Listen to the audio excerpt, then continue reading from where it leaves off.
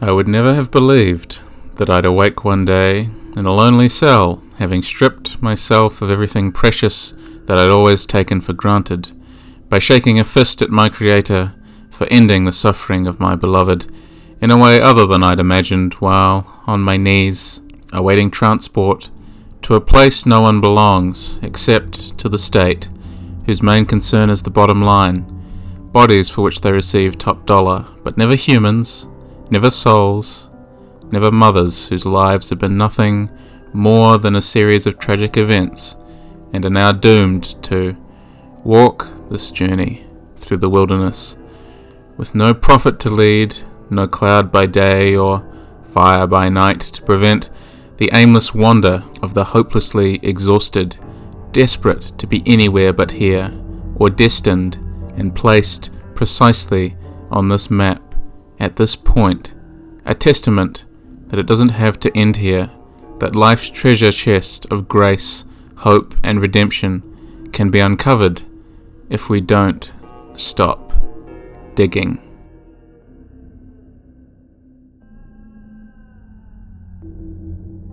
A failed reformer and luckless weaver.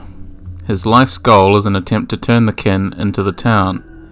In other words, he's similar to those naive landowners who sought to enlighten the peasants, teaching them French and the use of handkerchiefs. Vlad the Younger's role in the plot is a middleman. His general manner is nervous, apprehensive, and suspicious, but not cowardly, twitchy, or paranoid. He's clever, he's the heir to the ruling family, and his self-control is quite good. He stands up straight, thinking carefully. It is not an order he will sign on the dotted line, but it is still one that he will have to give. His breath is steady, even though his tongue hesitates. His heart rate does not fluctuate. He knows what he must do. Yes, this is his responsibility, to keep both the town and the kin safe and proper within their own worlds. He must. His eyes flicker up to the worker, and he nods. Whatever comes, the responsibility will lie with him. Surely it will. He will accept the guilt. He will not hide. He cannot hide. Not like the last time the play ran.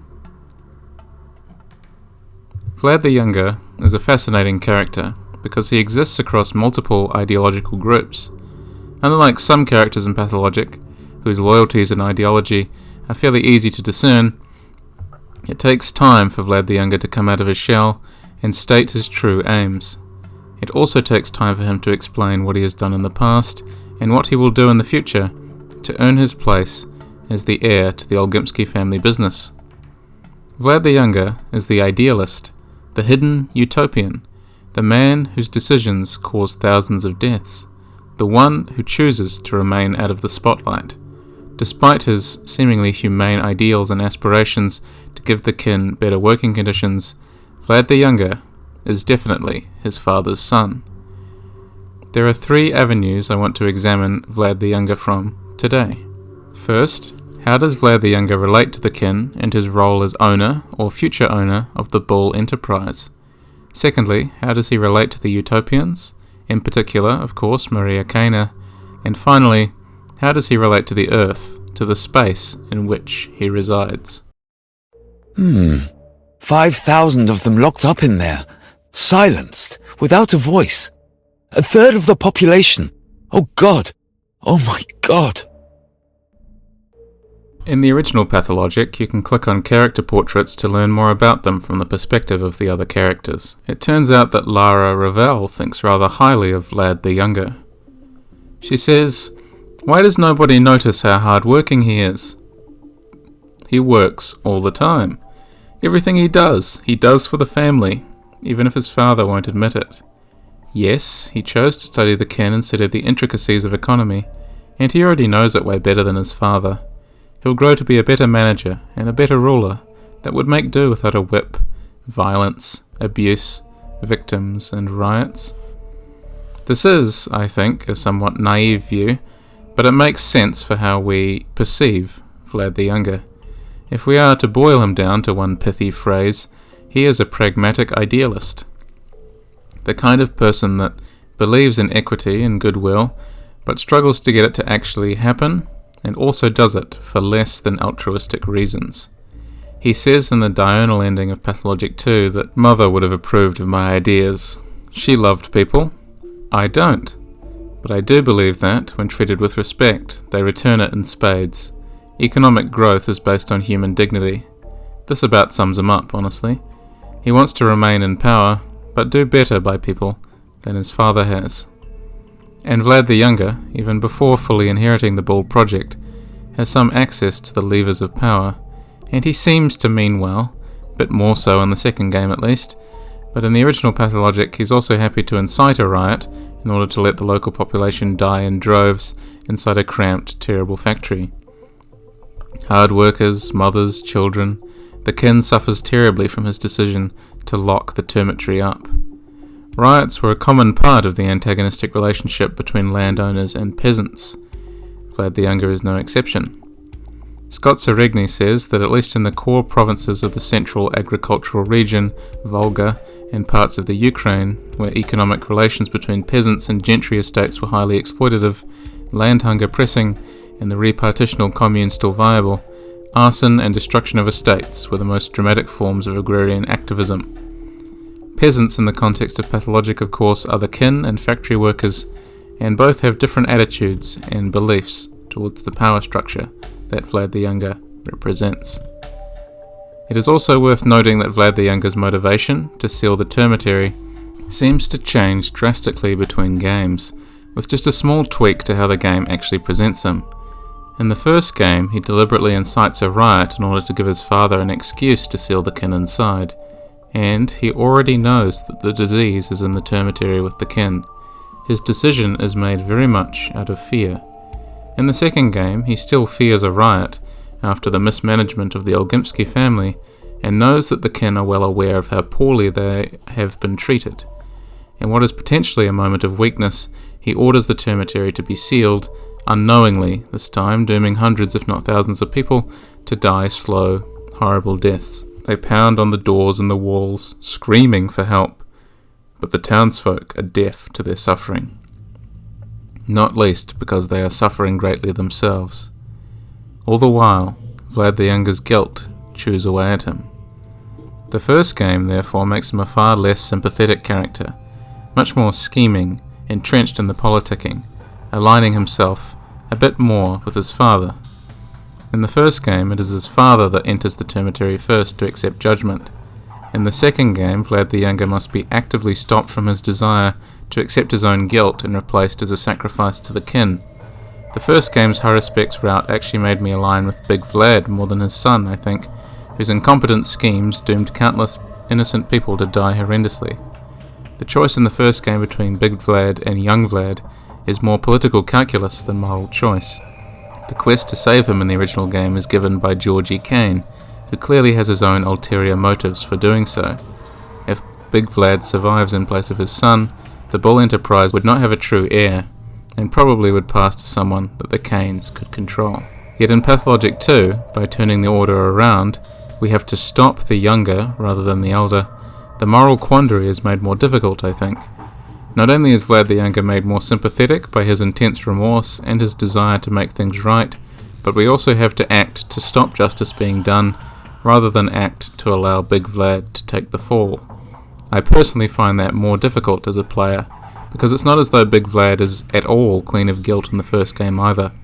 He has long mistreated the kin, and the termitory was a death trap and a way to dehumanize and ostracize the kin anyway. It was a bunkhouse built for cheap after a fire that also killed members of the kin, that also obscures the beauty of the ancient abattoir. Neither Vlad, then, is particularly good, if you ask me. No amount of guilt really can help when you've doomed an entire people to die, and when your answer is to give the workers a raise, well, that might help, but it's not exactly the systemic radical change that a lot of dying people need. And why would you institute that radical systemic change when you're at the top of the system in the first place? But he doesn't need more power, he's already got lots of it, I can already hear people saying. As in The Simpsons, a guy who's got lots of ivory is less likely to hurt Stampy than a guy whose ivory supplies are low. In Pathologic 2, the diurnal ending puts him in a serious position of power over the remaining peasantry of the kin, if any survive. He wants to expand the bull enterprise as well, making it an industry that exists beyond the boundaries of the town. Susan Carroll Rogers observes the importance of the peasant demographic, writing that the peasant is a significant cultural category, one in which some periods holds centre stage and in others is pushed to the wing.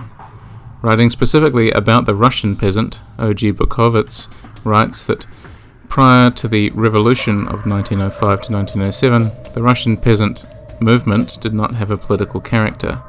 Peasants rose up on behalf of particular interests and demands, and were not concerned with altering the socio-economic structure and political system of the nation as a whole. They failed to understand the unbreakable link between the struggle for land and the struggle for liberty.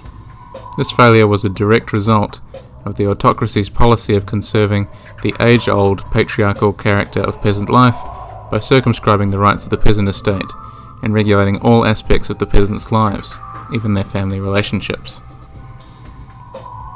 In a similar fashion, the Olgimsky family controls and dominates the local people of the town by limiting their options. Vlad the Younger, however, wants to give the local people more rights. In the diurnal ending of Pathologic 2, he says that he wants an 8-hour workday, forbidding child labour, giving his workers insurance, allowing for benefits for disabled workers, and increasing their pay. His father's dealings with the kin were all repressive and violent, a stick to his son's carrot.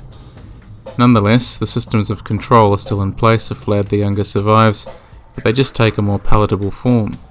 He wants to stop the riots by offering an open hand, but it is still a hand coming from up above, not there to elevate, but to placate.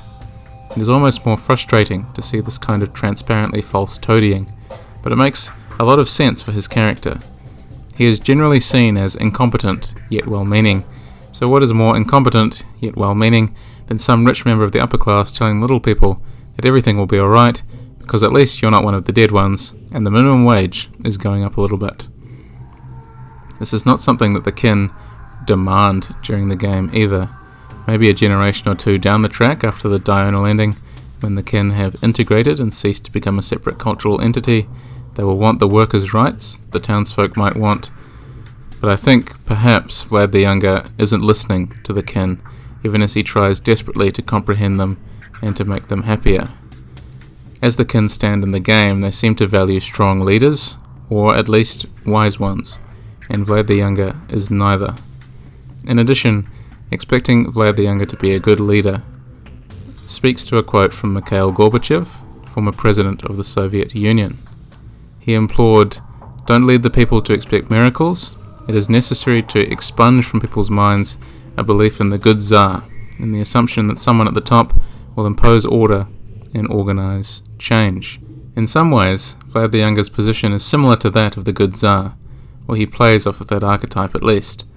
Scholar Cynthia Whitaker writes that in addition, although the political structure retained its traditional underpinnings, the change from a passive to an active autocrat signalled a different form of conservatism. In the Muscovite realm, the good tsar had represented stability and a kingly duty to preserve the status quo. In the twilight of the tsars, Alexander III and Nicholas II seemed drawn to a reactionary quest for some mythical past. But for over 150 years, from the reign of Peter I to that of Alexander II, the autocracy adhered to what historians call reform conservatism. This doctrine maintained the state's priority over the individual and stubbornly resisted fundamental change. On the other hand, it meant actively pursuing forward-looking goals that lent the autocracy a progressive, albeit still conservative, quality. I've not heard a better way to summarise Big Vlad and Vlad the Younger's positions in society than this. Vlad the Younger is a good tsar that utilises Whitaker's reform conservatism to express his idealism, but also obscure his failings. Vlad the Younger's position on the kin might also have developed because he's not really invested in his family, particularly in the second game. He doesn't really like his mother, which is interesting because almost everyone else does. He still likes Capella, but they have a distant relationship. And he and his father have a tense relationship. In the quest log for the bachelor's first day, The Bachelor writes that young Vlad exhibits a genuinely traditional kind of filial piety, or is he pursuing some projects of his own? This helps to sum up Vlad the Younger's character as well. His family is a method through which he pursues his own agenda. Big Vlad has grown to hate his son for his supposed weakness regarding how he deals with the kin, and how young Vlad is interested in their stories. In the original game, it's not as though Vlad the Younger particularly likes the kin. He describes the termitary as a zoo, for instance, and still wants the butcher that escaped the termitary dead to save his own skin, but he does treat them more charitably than Big Vlad, at least. He only wants the butcher that escaped to die. He doesn't want Big Vlad to step in and kill anyone else. Honest. Nonetheless, the two Vlads each dislike what the other represents. Again, the carrot versus the stick. Which is the more effective form of control? As the town evolves into the modern age in the diurnal ending, humanitarian neoliberalism's shine, as offered by the mustachioed Vlad, might appeal to some, and it might benefit the town to some degree. But ultimately, his control remains, just in a more approachable, acceptable form. Big Vlad's sacrifice for his son not only highlights the importance of familial ties, but also allows for the continuation of the Olgimsky family at the top of the Bull Project. Is it fatherly love, or a desire to continue the feudal oligarchy? With Big Vlad knowing he is aging and close to death, or retirement soon anyway, it could be either. And yet, despite this, I can't quite bring myself to totally dislike Vlad the Younger, because at least he's trying. His reformed conservatism and his good tsar appearance takes shape the longer you look at him, but we do have a character who is struggling to do actual good, at least good that he thinks he can achieve. His home, visited openly by members of the kin, is available to them. He talks to them on a personal level, even if he's not really listening, and even if he can't give them what they want because of the power structure he is to inherit, he at least wants to try and make some changes. He is interested in local histories and stories, and uses the language of the kin when he can. He's not just all talk, but he's still in a position of power that I recognise, and that personally frustrates me in a world with awful wealth disparity. Talk might not be enough, and neither are small piecemeal changes going to change the world. While Vlad the Younger's potential as an agent for change is there, the change he offers might not be rapid enough to actually help the people of the kin he purports to protect. Can you actually create systemic change by working within the system? Probably not, and certainly not the rapid kind of change that people may need during periods of great strife, death, and disaster. But at the same time, he's trapped between a rock and a hard place, and that too many rapid changes might destroy the town in a different way, crippling its only industry. Vlad the Younger's idealism damns him one way and haunts him in another. I've said it for a long time, but the beautiful thing about Pathologic is that each character is not a simple villain or a hero. People's personal beliefs and politics can make themselves manifest in these multifaceted characters. That is what keeps me returning to this game. It is a kind of magic. The fact that I can side with one character in one playthrough while easily condemning them in the next without feeling as though I am contradicting myself is an incredible experience. It's worth noting that despite his love for the kin in the original game, he is ultimately complicit in a scheme that completely erases the kin and their cultural history from the local area, even if he doesn't quite follow the scheme as closely as the other members of that ideology that he subscribes to. And whether his alignment to this ideology comes from love for the future Dark Mistress or a dislike for his father's methods, in the original Pathologic, his sympathies lie utterly with the Utopians. So how about we explore the contradictions inherent to that position as I understand them? We promise according to our hopes. We perform according to our fears.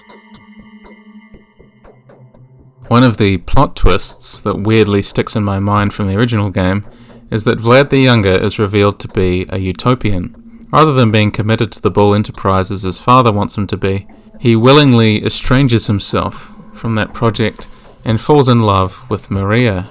His dedication and infatuation with her is quite obvious, and his marriage to her, much like Capella's marriage to Khan, will end the long-standing animosity between the two families. His obvious love and adoration leads him to support the project of the Utopians. In the original Pathologic, that is, this time not classic HD but the original 2005 version, saving him over his father means that the Utopians cannot win, as he's technically a member of the Bachelor's Bound. This was fixed in a patch and, of course, in classic HD, but his importance to the Utopians still cannot be understated. Utopianism is a complete cultural revolution, a shift away from everything that came before it. The anchor to the past must be severed, and the future must be embraced, with all the potential that comes with it, including for the human race itself. It is compared to the Soviet Revolution by some, but forced on a shorter scale by figures like Georgie Kane in Pathologic. If we are to take this tack ourselves, it is worth examining the Utopian project briefly as a parallel to the revolution. Robert Daniels writes that the entire Soviet experience is presumed to have had a simple historical unity, as the direct, undeviating pursuit of a disastrous revolutionary utopia. Interestingly, Daniels asserts that it follows from this assumption that any proclaimed goals or practices associated with the Soviet system must be rejected without qualification. This reasoning has led the post-Soviet regime into a historical vacuum, pursuing its own form of counter-utopia to the point of a new national disaster. The main dissent from this viewpoint in Russia has not been based on any new alternative, but only on the opposite valuation of the undifferentiated Soviet past, the nostalgic faith that everything associated with the Soviet regime was essentially correct and heroic. Evidently, I myself cannot speak personally to the truth of that, but what Daniels says later rings true to me about Pathologic, at least. Ironically, as a revolution unfolds, little survives of utopian idealism or rational intervention. The aspirations of the Utopians, I think, speak to Vlad the Younger's idealism, but that idealism may not survive the project that is to come, with Maria's dark ambitions to reshape the entire Cochran region in her own image, potentially damning Vlad's future efforts. Yet at the same time, he may also act as a check on her power, restraining some of her worse impulses and adding, potentially, some empathy to the future utopian society. In Pathologic 2's diurnal ending, he makes changes to the kin and the bull enterprise, but in the utopian ending in the original game, the town is flattened. The kin are scattered to the wind, just as he and the utopians scatter to the wind if the nocturnal ending is chosen in 2. Does the utopian's destruction of the town and the kin show Vlad's hypocrisy or his naivety? What do you think? And does it even matter? Does he care about that hypocrisy? And is a utopia even possible? There are, loosely speaking, 3 types that emerged in the period of the Russian Revolution, according to scholar Richard Stites. He says that the word utopia has been used in so many contexts, useful and silly, hopeful and hostile, that it would be unwise to insist upon a rigid and exhaustive system of categorization of all phenomena identifiable as utopian as a prerequisite to beginning a discussion of it in a particular historical framework, such as the one that I am about to deal with, the Russian Revolution. He says that utopianism was a genuine and vibrant element in that revolution, and, though my categories of time, space, and life may sound lyrical and contrived, the substance of those categories is quite real. Temporal utopias were those not realizable in the foreseeable future by their author's own admission. Spatial utopias were plans for an imminent new environment. Living utopias were practical experiments carried out in the context of the revolution. Bringing the context back to Pathologic, the spatial and living utopias are perhaps the most relevant to Vlad's goals. Utopias of space are programs for a new environment, habits to fit the coming arrangement of things.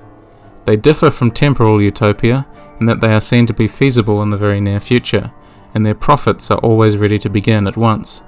They are utopian nonetheless in that they are against the current reality in a far more drastic way than the political, economic and social programs that have come flowing out of any revolution. This is the logical step for Vlad the Younger to make as an extreme idealist. To reshape the entire town and the Bull Project by starting again. A view that might seem illogical for someone ostensibly connected to the kin suddenly makes a lot of sense when we consider that mechanization or urbanization are vectors through which some writers wanted to achieve utopia in Soviet Russia. The leader of the Bull enterprise wants to effect change and make the town better for everyone to live in. I imagine that what Vlad the Younger may have in mind is similar to what Stite calls a socialist utopia. Socialist utopias of the 19th century often combined elements of the popular religious and the administrative. They joined Russian themes from popular utopia with imported ideas from the West of order and progress. But Vlad the Younger and these particular utopians, in the form of the Keynes and their hired architects, feel like the wrong people for this particular egalitarian socialist project. They are to wipe out an entire town with gunfire to save one building, the seat of their power, and make everything again in their image. This is not exactly my idea of a good time, which is my main problem with the utopian ending in the original game. It is that aforementioned hypocrisy that makes me worry for Vlad the Younger's potential in amongst the utopians, not to mention the Keynes. Stite says that idealists and utopians wanted to change the primitiveness of work habits, the economic weakness, the thinness of the infrastructure, and the abysmally low cultural level of the masses that generated dreams of leaping into resplendent efficiency, decency, and perfect social justice. This familiar mechanism, compensation for weakness, had been the initial impulse of the social daydreaming of the 19th century Russian intelligentsia, and it now accounted for both the utopian pictures and for the optimistic belief in equality. As much as I wish this was possible, in the game and in actuality, I do not think that the Keynes are the right people for Vlad the Younger to attach himself to in order to deliver these revolutionary changes. So really, just how closely does Vlad the Younger relate to the utopians? He doesn't seem fully invested in the polyhedron as a concept, but he is fully invested in his own idealism, and Maria. His belief in her perhaps underlies his own dislike of his mother, as he was one of the few in town who did not seem to love and adore her. Whether it be a dislike of her being a mother figure to the town as a whole instead of just him, Vlad the Younger turns from his mother's legacy as mistress of the earth and aligns with Maria instead, the new Scarlet Mistress. So regardless of what happens in the original game and how he actually feels, given his belief in Maria causes the rest of the town to be flattened if the utopian ending is achieved, he has potentially sabotaged not only his own future and the power that he could leverage over Maria, but he has definitely destroyed the future of the kin and the earth itself. As he says, we promise according to our hopes, we perform according to our fears. The idealist withers and dies perhaps, when brought to the site of the ruin on which he surveys at the end of the bachelor's route in the original game. This contradiction leads to the other supremely important aspect of his character. How does he relate to the earth, and what is the discovery that he makes down the well? Behind any pretty facade, there's a yawning black pit. Always. For a man of business and terrible importance within the town's hierarchy, the younger Vlad picks a conspicuously inconspicuous place to live. Let's click on Vlad the Younger's portrait again in the original game to see what Big Vlad says. So his own father says of the Younger that Vlad is a high stepper. Instead of settling down and helping me manage the industry, he'd rather dabble in the local fairy tales. This loafer's most refined skill is wasting my money. He's rather quick-witted when it comes to business, I'll grant him that. All the more shame on him for casting everything on his father. And to think, he took after me. The animosity mostly comes from Big Vlad, and so Vlad the Younger quietly removes himself from the lump and takes up a new seat of power. In the original game, this is in a small building next to the station. It has no windows as they've all been bricked up, and the whole building has the feeling of being totally derelict. Outside, jugs of blood sit in a rickety old cart. It is not the kind of building an heir to a great factory and fortune typically decides to hang out in. In Pathologic 2, the building is much larger and more open. You can access it by climbing up some planks that sit awkwardly outside the building like scaffolding, and look down at the dirt floor and sparse furniture in the room. The most important part of the building in both games, of course, is the well. It is an object of central, curious desire. We understand it as a criminal act to do what young Vlad is doing. He works in the mysterious well in secret, given the taboo of digging holes in the town itself. And while interested in the kin, he nonetheless wants to get to the bottom of their folklore and their beliefs, in a very literal way, obviously. I'm very funny. The well is a portal to another world, a world beneath the town made of earth and soaked with blood. Let's talk about the taboo of the well digging in the first place. Writing about Russian folkloric superstitions regarding burial, Elizabeth Warner says that among the supposed causes of drought identified by previous scholars, the burial in consecrated ground of unclean dead, specifically suicides in the drowned, played a significant part. Further information, including an extensive bibliography on the wider subject of drought and rain, and in particular rain-making rituals. Warner says that societies typically divided dead into two categories, clean and unclean. She observes that in the first group were those who died naturally in old age. Their death was attended with rituals designed to ensure a safe and permanent passage into the other world of the dead, including, in Christian times, confession of sins and absolution by a priest. Cleansed spiritually and physically, their bodies were laid to rest in holy earth. Next, the category of the unclean, those that died a death that was not their own, including, for example, victims of plague, accident or murder, vagrants who died anonymously, far from home, and worst of all, suicides. People who drank themselves to death or drowned were also objects of dread, as were those suspected of witchcraft. In the context of the town in Pathologic, to disturb the dead is a sin. We must respect the dead, but we must also respect the earth. Warner says that a significant factor in the Russian agriculturalists' attitude to the appropriateness or otherwise of inhumation was respect for the sanctity of Mother Moist Earth, a pre-Christian personification of the life-giving properties of earth. Even in the 19th century, many spells, ritual acts, and customs reflected a desire to protect, propitiate, and thank earth during the performance of everyday agricultural tasks. Underground, in the villages of the dead, the positive relationship between earth and her beneficiaries continued. In Pathologic's world, she is probably represented by Mother Bodo as a representation of the earth. Of course, that is perhaps a terribly reductive appropriation there, but it's worth noting the link between real-world beliefs surrounding the sanctity of earth and the in-game presentation of Bodo. When we delve into the well, we find that the earth itself is rich and moist with blood, the blood that, as it turns out, Artemy needs in order to make the panacea. So Vlad the Younger helps out, even by accident. Vlad's digging of the well ends abruptly for him in the Haruspex's route. In day 8, a mob comes into his home and fills the well with earth. His boundary-breaking behaviour coincides with his own self-imposed isolation from the townspeople. Unlike, say, Grace's fairly unwilling distance from other human beings, Vlad happily does his research in a building without even access to sunlight, staring down into the depths of a well. Yet we do not see him venture into that well himself during the events of the game. Nonetheless, he restlessly paces, the only character to do so in the original game, moving around, always, thinking. It is the discovery of the bloodied tunnels that haunts Vlad the Younger, the truth of the Bull enterprise laid naked before him, or rather, the history of it. The legacy of so many slaughtered animals creates an earth that is bloody with the memory, even as above the town seeks to pave over the guilt or the slaughter. The earth lives and breathes that memory, becoming something unto itself. And so Vlad realizes, potentially, that the stories the kin have told him are not just fictions, fantasies, or mythologies.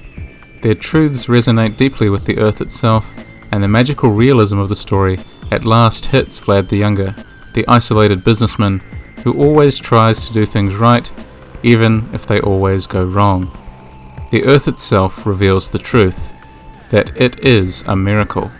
If the player gives it a chance, it will prove it. The earth is a land of wonders.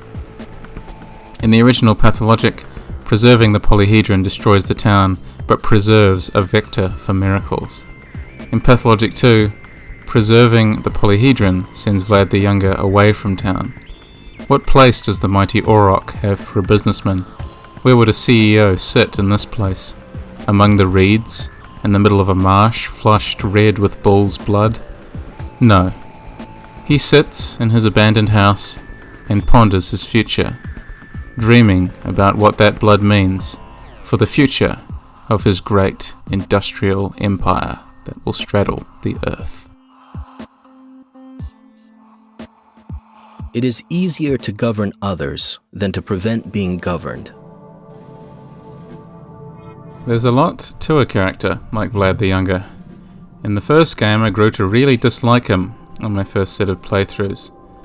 In the second game I deeply empathized with him. I did want to support him, a man that is trying his hardest to make a better future, but failing at every turn, unwilling to heed the lessons other people are trying to teach him, chafing at the system he wants to change, but nonetheless taking the reins of power in the end. Do you like him? Maybe not. Do you understand him? Yes. I think he's quite an easy character to understand. He's distant from his family. He tries and fails to understand the people that work for him, and digs a forbidden well that ends up helping almost only by accident. It is only with his help, however, that we can discover the truth. His presence in the narrative challenges us to consider how we actually see the future of the town and what the town's one industry will become. Do we see the town as actually connected to a wider world? Will he be a benevolent CEO or a disaster that runs the town itself into the ground and makes it wither away anyway? Will Vlad the Younger go too far or not far enough? This is the quandary that rests at the heart of his character, and it is why I return to him time and again as one of the best moral quandaries that Pathologic presents to the player. Do you punish the one responsible for the tragedy at hand, or do you allow his nakedly cruel father to take the blame for the son he has come to despise? The wonderful thing is, in Pathologic, you get to decide.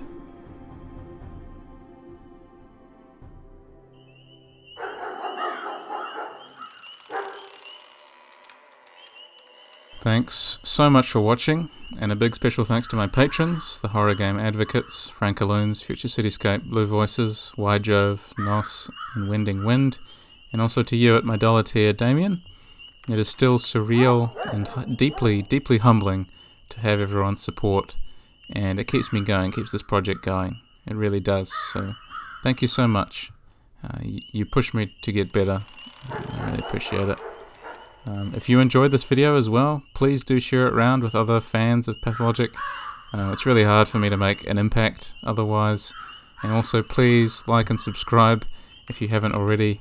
I'm hoping it's evident, but I do want to say it. I put a frankly insane amount of work into all these videos.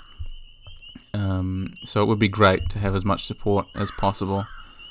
But, you know, gee, it's nice. It's really nice to be writing these again.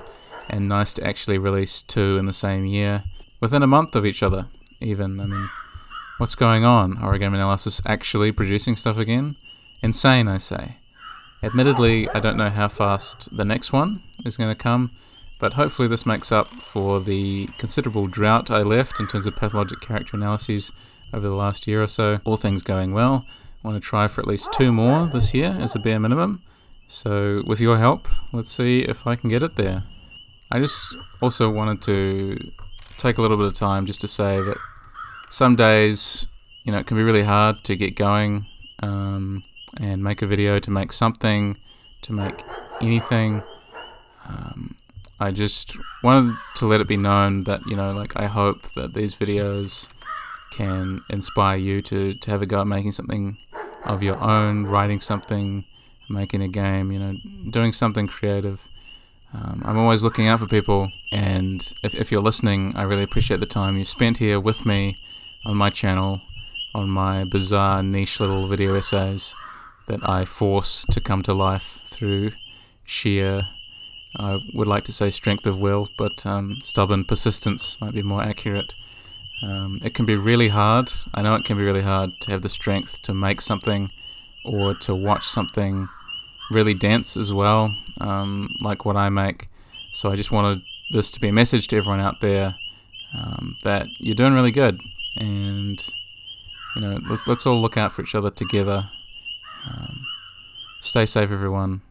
Thank you very much one more time for watching. Sincerely, I really appreciate it. Thank you. My path was called the blood of the earth. Well, I found out what comes from where, and the conclusions are obvious.